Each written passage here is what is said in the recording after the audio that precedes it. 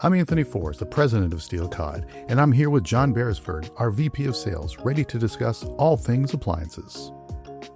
All right, John, we get to talk about some new product here, and that is the HyperCore Induction cooktops by Zephyr. So get to read up on these and understand these a little bit, and it has some pretty slick features in terms of what it can offer, truly cooking to temperature. I love the magnetic knobs. You can be removed for cleaning. And we're talking 120 power. So it takes care of some things in induction that probably should be addressed. But the question is it enough of a problem where it's worth going this direction? Should we be fearful of the 120 and battery option? And of course, there's no bridge burner here. So there's some things that can be like, I don't know if I can go this direction with a customer. What do you think? Is this a cooktop we should go charging full force with, or we need to kind of steer back and see where it plays out? It's interesting the way you position that, because I think there's always a reason to sell a product, right? And I think it is. But look, I mean, you can really see this wave coming. I mean, we could have predicted this a while ago, and now it's kind of here, right? Because whenever a category gains traction the way that induction has very recently, manufacturers can't help but tinker with it, right? I mean, they're going to push harder, and they're going to kind of stretch what's possible and all that kind of stuff. And, they'll ask themselves, like, how far can we take this thing? And personally, I don't think that's a bad thing, right? I think that's really how innovation happens. So I think it's actually a good thing. But, it can put salespeople in a tough spot, because think about it. We get wrapped up in that marketing enthusiasm, right? And it always sounds super exciting with everything because they're only going to list everything that's great, right? Brand training always highlights the upside of every product that comes out. And quite frankly, it probably should, right? And if you think about it from a salesperson perspective, their job is always to kind of carry that excitement through into like this real kitchen environment with real limitations all of a sudden, right? And then, somewhere between a brand's enthusiasm of a new product and, salespeople's kind of natural skepticism is probably where the truth lies. And this is, I think, what we're dealing with something like here, because on paper, and that's what we saw, right? You and I have never used this before, but on paper, HyperCore really sounds like, when I was reading through it, I'm like, oh, I guess physics is just kind of optional now, and it's just, I'm reading through it and I can't help but be a little bit skeptical of it, but I think it still has its place, right? When you look at it, 4 10 kilowatt elements sounds pretty amazing, right? I mean, that's equivalent, I think they said, to 72,000 BTU gas burners, right? And, that's all running off of a standard household outlet. And you'll say, well, how the heck can that happen? But the danger here is a lot of people don't think about the engineering behind that, right? They're thinking about, yes, like, great, there's no more limits to this technology. I can finally jump in. And that's where I think really the expectation problems can really start to get twisted. So, we're starting to see more induction with batteries as a backup, batteries to help with boosts and stuff like that. It's another kind of newish thing. Should we be, again, any sort of fearful, any sort of reluctance towards appliances with batteries? Or do you feel like your phone has a battery? Go for it.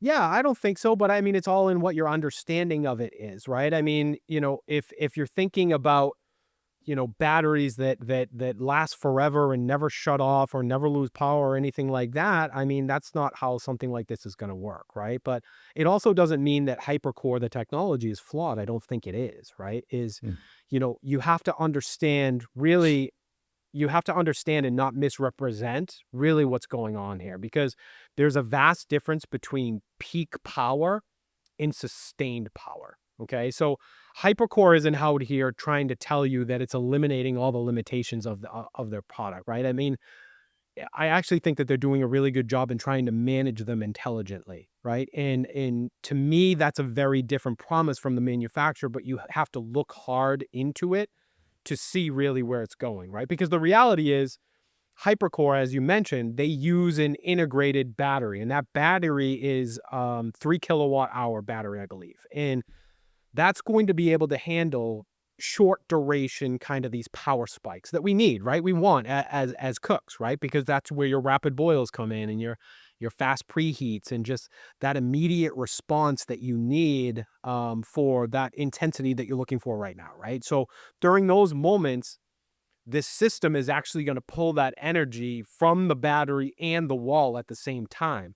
And that's how it's able to deliver these performance spikes without demanding the electrical upgrades that all of these other induction technologies demand, right? But what we understand about batteries is they don't create the energy. All they do is they just store it, right? So once that stored energy is used, the system has to rebalance itself, right? And that's what goes on here. And that's where those limitations can really kind of mount up, and the disappointment can creep in if you're not honest about that at the very beginning. So another thought I had is, of course, as a salesperson, you always go to the place of how's this going to bite me? Like what's the issue going to be here?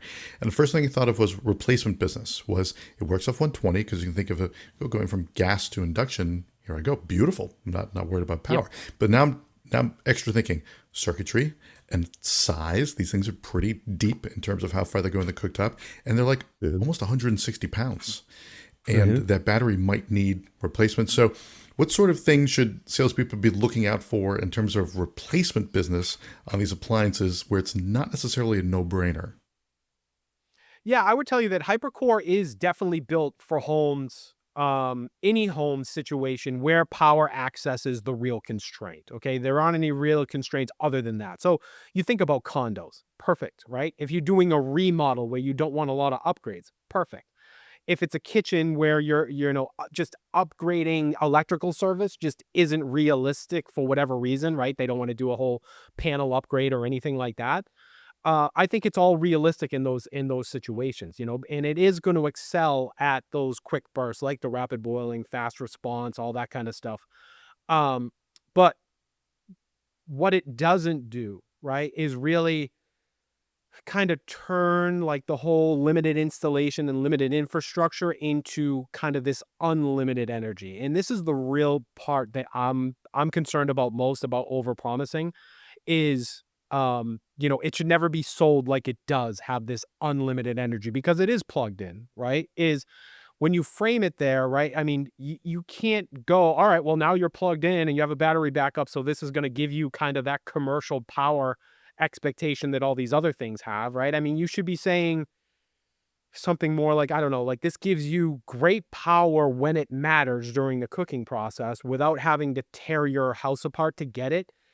I think that's really kind of the most honest way that you could do it. So, I mean, I would be selling, if I was on the floor, I would be selling this exclusively to people that could not upgrade their electrical to get into induction, but I still think HyperCore is really cool because I think, if nothing else, and maybe you agree, maybe you don't, is, it kind of gives us a glimpse of where I think induction is going to be heading, right? Because they are looking at things like smarter power delivery systems and just these more adaptive systems overall, and these fewer infrastructure barriers that we faced all the time. Remember when induction first really caught fire on the floors and we were between gas and induction, and you know it was almost impossible to get somebody in there. You sold them on and they're like, let's go, and then they're like, all right, well, here's your electrical upgrade and here's your amperage. And like, well, we can't do this, and you see them as the mistake in going too heavy in the technology.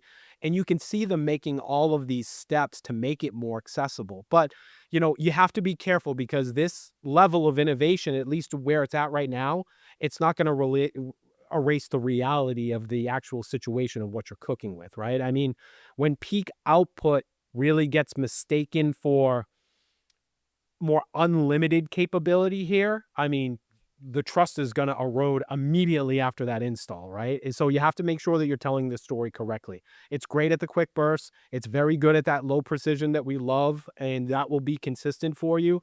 But, it delivers kind of intense performance only in short bursts, right? So it does have limitations there. And while I don't think that that's a compromise, as long as you're upfront about it, I actually think that it's progress and it is moving in the right direction. I think someday we will have that story. We're just not there yet. So I love where it's heading and I love what they're doing, but I just want to make sure that we aren't over promising on what this thing can actually do on a continual basis. Yep, for sure. And I also think whoever is installing this, a pre-site check is crucial here. This may not be a one-to-one experience. So definitely want to make sure dimensions-wise you're in good shape. Sounds good to me.